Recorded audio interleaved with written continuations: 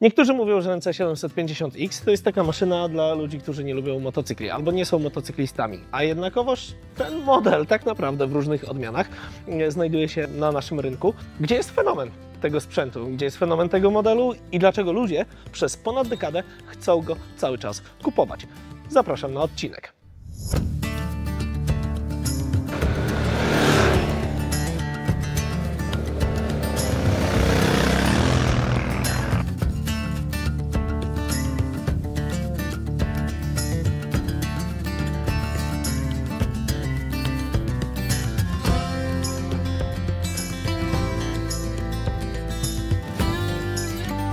Jakieś pół roku temu jeździłem pierwszą generacją 750, bo cały motocykl zaczął jako 700, potem doszło kilka centymetrów, była 750 i jeździłem pierwszą generacją tego motocykla i mówiłem o nim, że jest oczywiście, wiadomo, nudny, jest nijaki itd., a jednakowoż mnóstwo ludzi wybiera go cały czas, moim zdaniem. Przede wszystkim dlatego, że jest to motocykl bodaj najbardziej użyteczny na co dzień. A teraz na 2025 rok NC750X przeszedł mały lifting i jest w nim trochę zmian. 2025 rok to zmiana stylistyki na bardziej wyrazistą z użyciem biokomponentów. Motocykl otrzymał nową lampę LED, której nie mieliśmy niestety okazji przetestować w trakcie tego wyjazdu. Silnik spełnia normę emisji Euro 5+, i po raz kolejny muszę niestety przyznać, na szczęście nie stracił osiągów. Honda poprawiła też sterowanie dwusprzęgłowym automatem, czerpiąc doświadczenie z Afriki Twin. W nadwoziu najciekawszą zmianą jest powiększony schowek, za to najważniejszą w podwoziu zmieniony układ hamulcowy, który wreszcie ma dwie tarcze i skutecznie obsługuje motocykl, nawet w czasie intensywnej jazdy. Z punktu widzenia kierowcy istotną zmianą jest nowy wyświetlacz wraz z całą elektroniką, przejrzyste menu, łatwa obsługa, łączność z telefonem oraz tryby jazdy Sport, Rain, Standard i dwa edytowalne tryby User. Pobawicie się także ustawieniami kontroli trakcji. Poziom pierwszy to minimalna interwencja, poziom trzeci z kolei trzyma nas w ryzach jak tryb Rain. Możecie ją również całkowicie wyłączyć. Zaczynając po kolei, mamy silnik, który jest dalej dokładnie tym samym piecem, czyli rzędowa dwójka o pojemności niespełna 750 cm.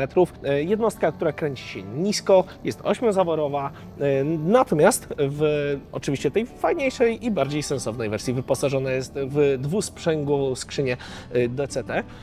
Jest takim silnikiem, który daje Wam z jednej strony pewność, że będzie jeździł w nieskończoność, z drugiej strony czasami troszeczkę narzekaliśmy na to, że nie ma z niego takiego poziomu ekscytacji, jakbyśmy chcieli wyciągnąć, ale z kolei ten motocykl też nie jest skierowany do kogoś, kto oczekuje niesamowitych osiągów. NC750X napędza sprawdzony silnik dwucylindrowy o pojemności 745 cm3. Oferuje 59 koni mechanicznych przy 6750 obrotach na minutę oraz 69 Nm momentu przy 4750 obrotach na minutę. Dostępna jest wersja na A2, czyli 48 koni mechanicznych i 65 Nm. Co ciekawe, dostępne też niżej, przy odpowiednio 6 i 4000 obrotów na minutę. Rozpędzi to Wasz motocykl do 173 km/h, ale w wersji o pełnej mocy i przy manualnej skrzyni biegów. W silniku znajdziecie aż 4 litry oleju, a spalanie, co zupełnie nie dziwne przy tym motocyklu, to tylko 3,5 litra na 100 km. Dzięki temu zasięg na zaledwie 14-litrowym baku to blisko 400 km. Przeniesienie napędu to oczywiście wybór pomiędzy DCT, czyli 6-biegowym automatem, a manualem ze sprzęgłem antyhoppingowym. DCT ma też różne mapy zmiany biegów uzależnione od trybu jazdy. Wymiary i masy: 216 kg w manualu, 226 kg w automacie, wysokość kanapy to 802 mm, zawieszenie szoła oferuje po 120 mm skoku, zarówno z przodu, jak i z tyłu. Natomiast DCT to jest pierwsza taka istotna zmiana na nadchodzący rok w tym modelu. zmieniono trochę sterowanie tą skrzynią po to, żeby poprawić zarządzanie, szczególnie przy najniższych prędkościach. No i wiadomo, tam płynność zmieniania biegów. Czy to się Hondze udało? Mają doświadczenie już z Afryki, w której poprawili to naprawdę na maksa. I w najnowszym NCK skrzynia działa oczywiście bardzo dobrze. Jeździłem dobre pół dnia tym motorkiem, wyposażonym właśnie w skrzynię automatyczną i rzeczywiście tutaj zmienianie tych biegów następuje super płynnie, super rewelacyjnie. Sama skrzynia waży 10 kg ekstra, natomiast czy jest to te 10 kg, które można wziąć na klatę, jeżeli szukacie motocykla, który ma być bardzo użytkowy i bardzo komfortowy? Moim zdaniem na pewno tak. I Honda specjalizuje się już, doktoryzują się tak naprawdę w tych dwusprzęgłówkach. Moim zdaniem robią to już dzisiaj naprawdę dobrze. Sam silnik w porównaniu do pierwszej generacji moim zdaniem dysponuje o wiele lepszą. Mimo że jak spojrzycie na papier, to ten motocykl tak sobie ewoluował. On sobie zaczął i tak rok do roku, generacja do generacji, te zmiany w nim nie zachodziły jakoś tak raptownie.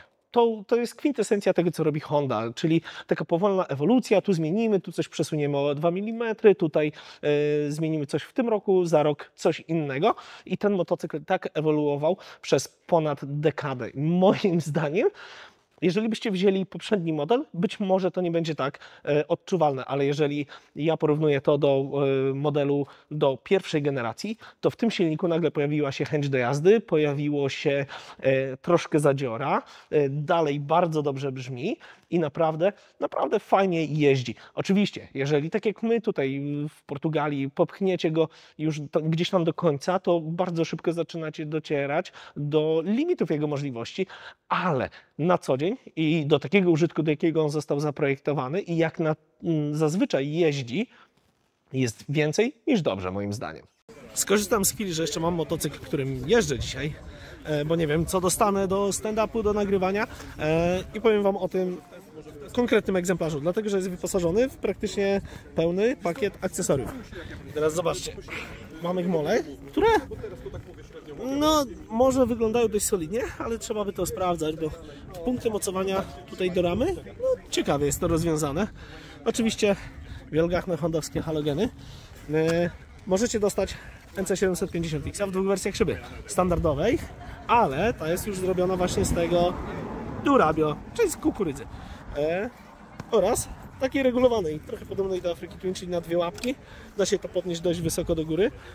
Natomiast w przypadku tej, ta jest zrobiona ze standardowego jakiegoś tam poliwęglanu. I ciekawostka, na którą zwrócili uwagę.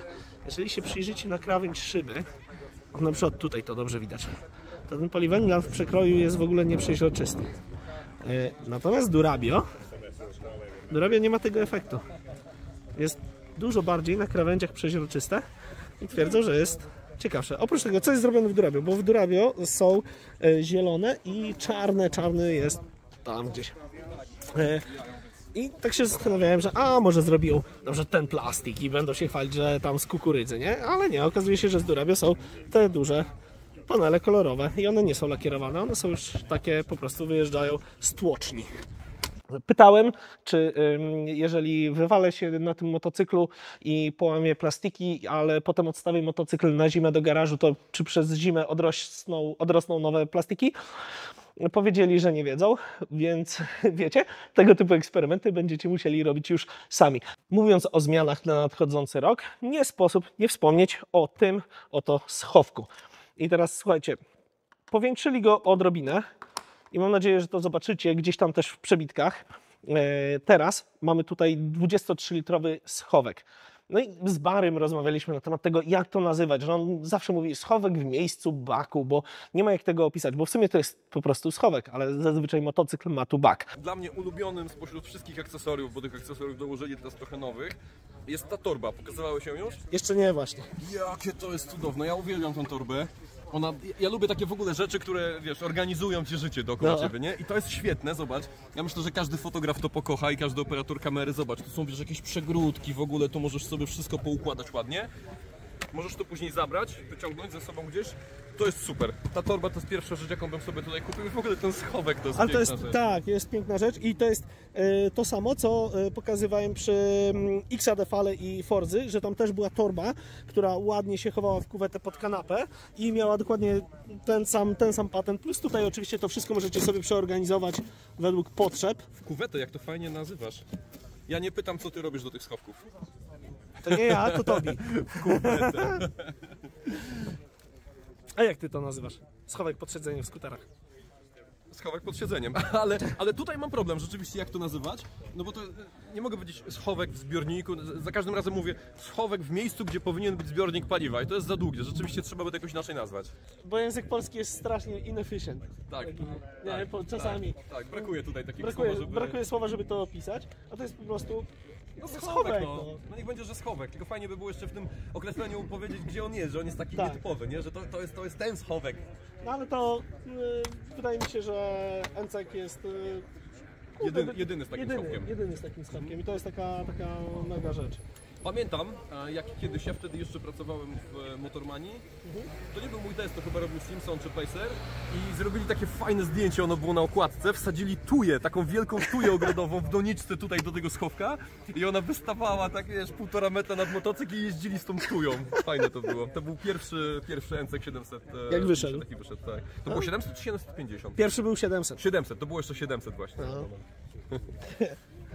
Że jeżeli kupicie taki motocykl na przykład do podróży, co wcale nie jest wykluczone, bo znam osobiście ludzi, którzy potrafią NC750X łoić ponad 20 000 kilometrów rocznie turystycznie. Do takiego motocykla będziecie chcieli często kask typu Adventure, a kask typu Adventure będzie miał daszek. No i one się nigdy tu nie mieściły. Aż do teraz, bo dzisiaj jeżdżąc tym motocyklem specjalnie testowałem i udało mi się zapakować mój kask z daszkiem. Tutaj zamknąć to wszystko i działa, więc macie jeszcze więcej przestrzeni na bagaż. Kaski z daszkiem mają to do siebie, że często nawet w kufer taki troszeczkę mniejszy, to ciężko to wsadzić przez daszek. Oż! Padam! Pod kątem praktyczności NC750X dalej jest motocyklem naprawdę wymykającym się tak naprawdę całej swojej konkurencji, bo o ile możemy mówić o tym, że pod kątem samej jazdy jest troszeczkę bardziej nudny, to pod kątem codziennej użytkowości jest absolutną bombą. NC750X na 2025 rok dostępna jest w 4 wersjach kolorystycznych. Oprócz tego możecie dobrać masę akcesoriów, dostosowując motocykl do własnych potrzeb. Wielkie kufry z torbami wewnętrznymi, gmole z LEDami i listki na dłonie, wysoka szyba, grzane manetki czy komfortowe kanapy i niestety opcjonalne USB, które, szanujmy się, powinno być takim standardem, aby nawet o tym nie wspominać. No dobra, tutaj mamy schowek, gdzie jest bak. No bak jest tutaj. I przekręcacie kluczyk, otwieracie kanapę i tutaj zalejecie sobie paliwko. I tutaj taki mały przytyczek. Znowu wrócę do skuterów, do Forzy i XAD-Fala. Gdy podnosimy kanapę, dostały kompletnie nowe mocowania, dostały fajne siłowniczki, mięciutko wszystko chodzi i tak dalej. Natomiast tutaj mamy dalej to takie cięgiełko, zupełnie jak z Hondy Jazz z 2005 czy 2006 roku. Dalej jest to takie samo.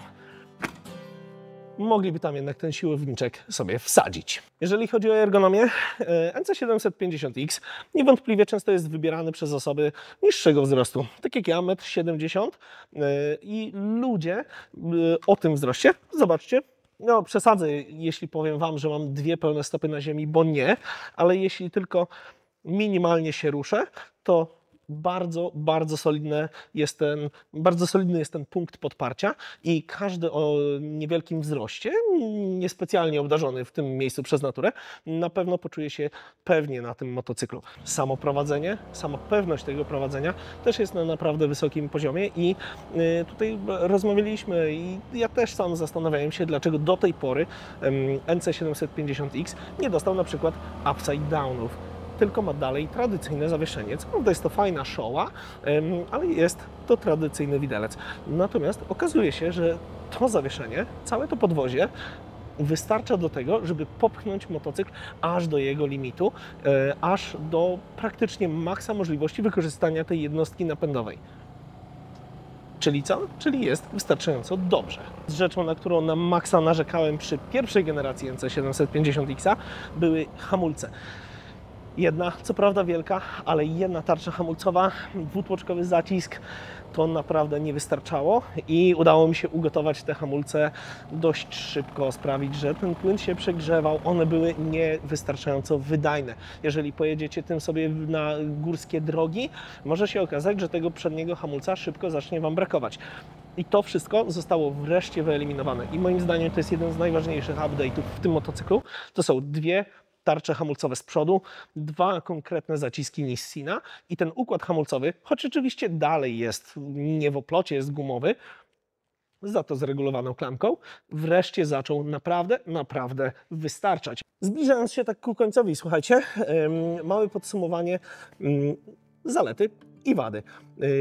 To, co zrobiła Honda z designem, moim zdaniem naprawdę na plus, dlatego że motocykl zyskał trochę jakiegoś takiego charakteru. Jakoś jakby przyjemniej się na niego patrzy, jest mniej nijaki. Tak jak te stare wersje tego motocykla naprawdę były takie do bólu pragmatyczne. Teraz są wystylizowane tak jak to Honda, czyli chirurgicznie, precyzyjnie, ale mają wreszcie jakieś fajne akcenty, jakieś fajne załamania. Przyjemnie się na ten motocykl patrzy. Schowek tutaj to jest po prostu mistrzostwo świata, plus ta jego pojemność to jest bomba.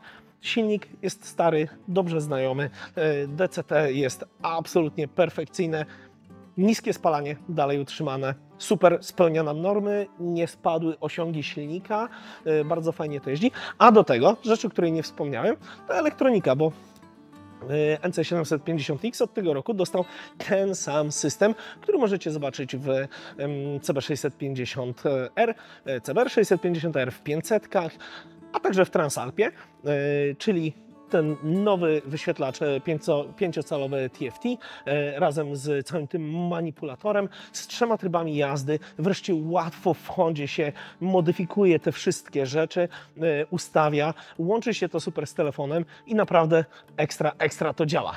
Zarzut? No słuchajcie, skutery 750 oparte o tę samą platformę silnikową mają na przykład tempomat, a tu nie ma.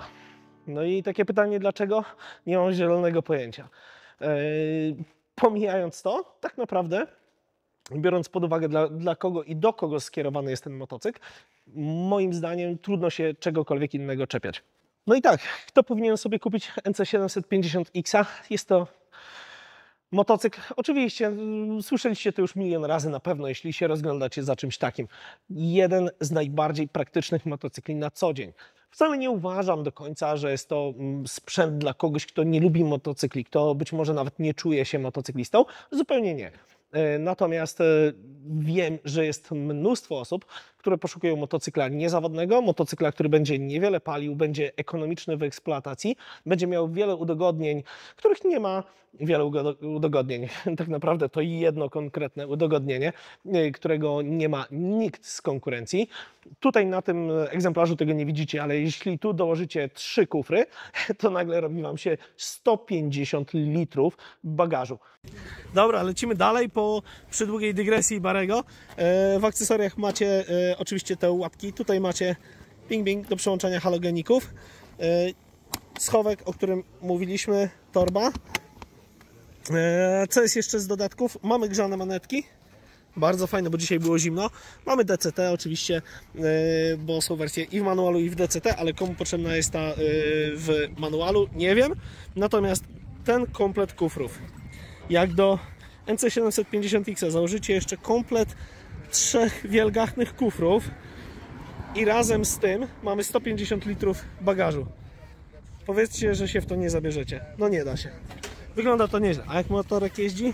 No słuchajcie, generalnie wygląda to tak, że to jest wszystko porysowane, poprzycierane, bo składa się do końca. Jedzie naprawdę do końca. No i te hamulce. O, to jest moja najbardziej ulubiona zmiana.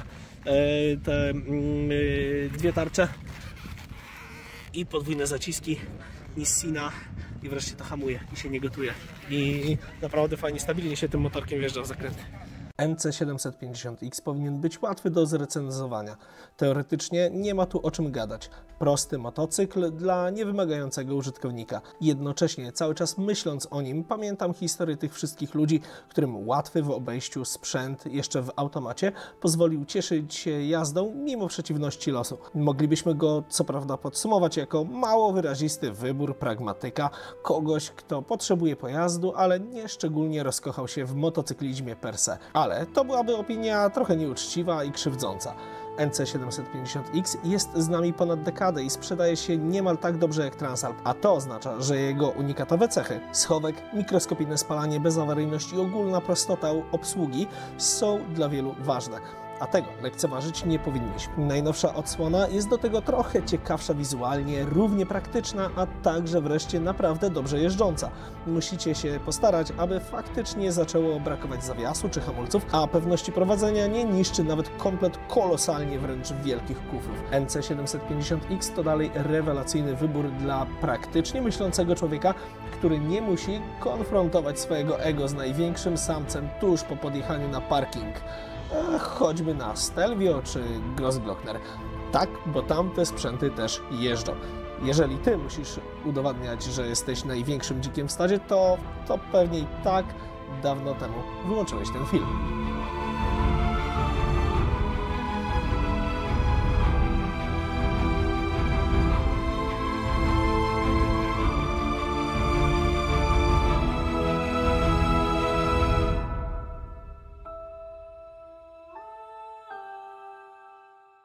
Jest to motocykl dla kogoś, kto nie musi nikomu niczego udowadniać, a chce sprzęt, którym pojedzie sobie i na wycieczkę, pojedzie po zakupy, pojedzie sobie do pracy i nie będzie się przejmował kompletnie, co ktokolwiek o nim myśli.